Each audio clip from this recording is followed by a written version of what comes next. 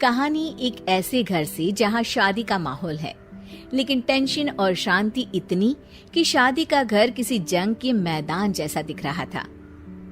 अरे जैसा मर्जी डेकोरेशन कर दो, पैसों की चिंता मत करो। इतना पैसा जब लड़के वालों को दे दिया तो फूल वालों को देने में मुझे क्या दिक्कत है? अरे धीरे बोलो ना, साफ लग रहा है कि फ्रस्ट्रेटेड हो। अरे तुम तो चुप ही रहो। एक बेटी संभाल नहीं पाई।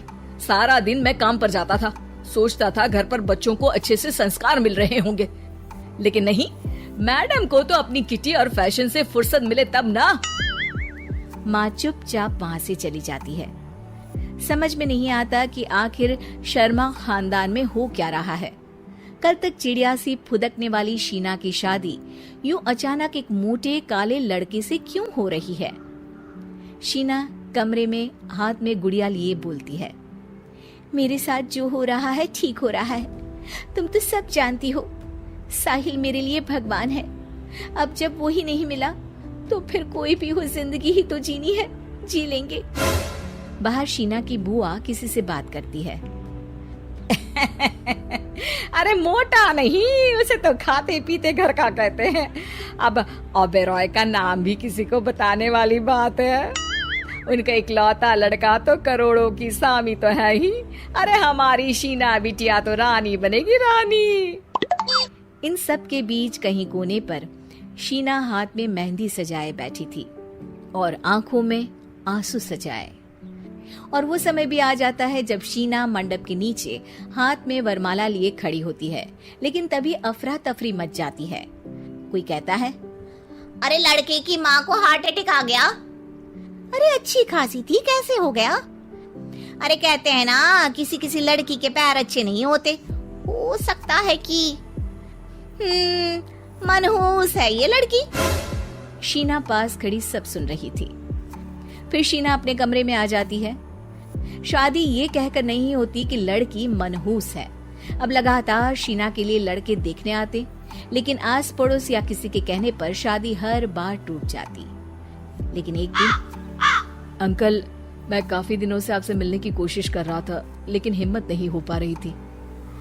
अरे बेटा, हिम्मत तो हमारी टूटी पड़ी है। वैसे कौन हो तुम? अब मेरा नाम साहिल है अंकल। मैं शीना से प्यार करता हूँ और उसी से शादी करना चाहता हूँ। अरे अब तो किस जात के हो ये भी मायने नहीं रखता। बेटा, मेरी बेटी मनहूस है। ये सब कहते हैं कि इसीलिए उसकी शादी नहीं हो पा रही। अगर तुम शादी करने को तैयार हो तो ठीक है। शीना की शादी साहिल से हो जाती है।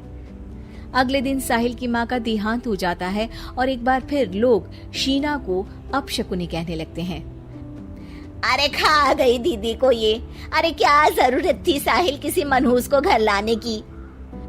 पर बुआ, माँ की तो तबीयत पिछले कई साल से खराब थी। डॉक्टर्स ने जवाब दे दिया था। क्या पता ये भी उनका सौभाग्य हो कि वो बहू का मुंह देख पाई। अरे बहू का मुंह देख पाई, या ये कह लो कि बहू का मुंह देखते ही स्वर्ग लोक सिधार गई। खैर, हमें क्या, घर तुम्हारा है, हम तो चले। अब शीना को खुद पर ही शक होने लगता है कि कहीं सच में वो अपशकुनी तो नहीं। साहिल, हम दोनों की शादी नहीं हुई होती तो अच्छा था। देखो ना, कैसे पहले मेरी शादी टूटती थी और अब तुम्हारी माँ भी। अरे ऐसा कुछ नहीं होता शीना, अपशकुनी वगैरह कुछ नहीं होता। ये सब तो ईश्वर के खेल हैं। वो शादी तुम्हारी इसलिए टूट गई क्योंकि तुमको मेरी पत्नी बनाना था, और माँ का जाना तो तय था। वो काफी बुजुर्ग थी, साथ ही एक ऐसी बीमारी से जूझ रही थी जिसमें डॉक्टर्स भी उन्हें नहीं बचा पाते। शीना साहिल की बात सुनकर तसल्ली कर लेती है और वहाँ से चली जाती है। अगले दिन, शीना, अरे ओ शीना। क्या हुआ? उफ, कहीं फिर मेरी वजह से कोई नुकसान? अरे नहीं नहीं शीना, तुम जानती हो, जिस प्रॉपर्टी के केस को हम बरसों से लड़ रहे थे उस पर फैसला आ गया, वो भी हमारे हक में। अब हम करोड़पति हो गए शीना।